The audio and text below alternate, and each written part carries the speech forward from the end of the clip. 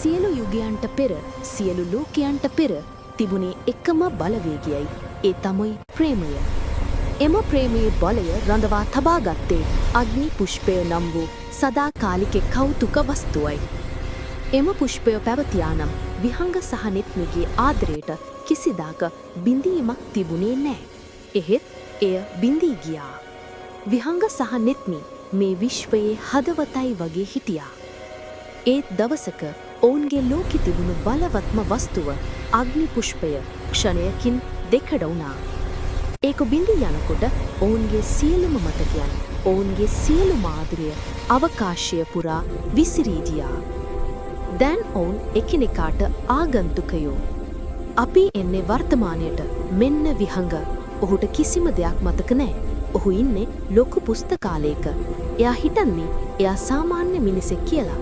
ඒත් එයාගේ ඇස්වල තියෙනවා වචනවලට කියන්න බැරි තනිකමක්.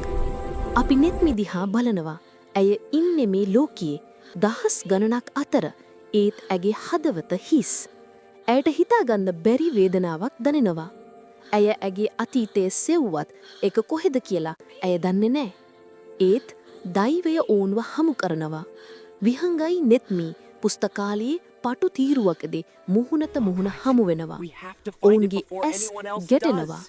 ආත්මයන් යලි හඳුනාගත්තත් මනස ඒක පිළිගන්නේ නෑ. අග්නි පුෂ්පයේ පළමු කැබැල්ල එක්කුණී කොහොමද? ඔවුන් දෙදෙනාම එකම අමුතු විහිල්ලුවකට එකවර සිනහසිනවා. ආත්මයන් සිනහවෙන් ප්‍රතිචාර දක්වනවා. ඒක තමයි පළමු මතක කැබැල්ල. ඊළඟට විහංග නෙත්මිගේ අතේ තිබුණු පුරාණ ටැටු සලකුණක් දැකනවා.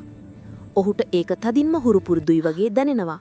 ඒත් ඒක ඔවුන්ගේ ආදරයේ සලකුණක් බව ඔහුට මතක් වෙන්නේ නෑ. ඔවුන් දෙදෙනා එකට කාලය ගත කරන්න පටන් ගන්නවා. දවසක් විහංග අයට තේ හදනවා.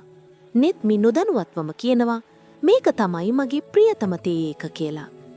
නෙත්මි ඔහුට තෑගි කළ පොතක තිබුණු කවියක් දැකනවා. දෙවන කැබැල්ල එක් වෙනවා. විහංගට මතක් වෙනවා ඔහු තමයි ඒ කවිය ඇයට 10 වාරයක් කියලා දීලා තිබුණේ. හේතුවක් නෑ. ඒත් ඔවුන්ගේ පාද ඉබේටම ඇදී යන්නේ ඔවුන්ගේ අතීතයට අයත් වූ පුරාණ විහාරස්ථානයක් වෙතයි. ඔවුන් දෛවයට ඉඩ දෙනවා. විහාරයේ හදවතේ රතු පලිඟුවක් බැබලෙනවා. ඒක තමයි අග්නි පුෂ්පයේ අවසාන ප්‍රධාන කැබැල්ල.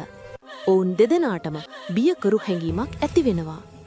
විහංග පලිඟුව අතට ගන්නවා. සියලු මතකයන් එකවරම ඔහුගේ ආත්මයට කඩාවදිනවා. වේදනාව ඔහු කෑගහ විලාප දෙනවා. ඔවුන්ගේ අතීතය ඔහුට මතක් වෙනවා.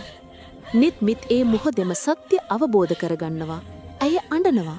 ඇය තම ආත්මීය සහකරුගේ නම කෑගහ අමනවා. ඇය 10 වසරක දුරක් පැන ආව වගේ. බලන්න කෞතුක වස්තුව දැන් සම්පූර්ණයි.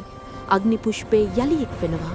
ඒකෙන් නිකුත් වන ආලෝකය ඔවුන්ගේ බිඳී ගිය මතකයන් සුවපත් කරනවා.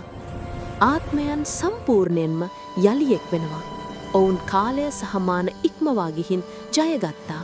විහංග සහ නෙත්මිගේ ප්‍රේමය විශ්වයේම දීප්තිම ආලෝකයේ බවට පත්වෙනවා.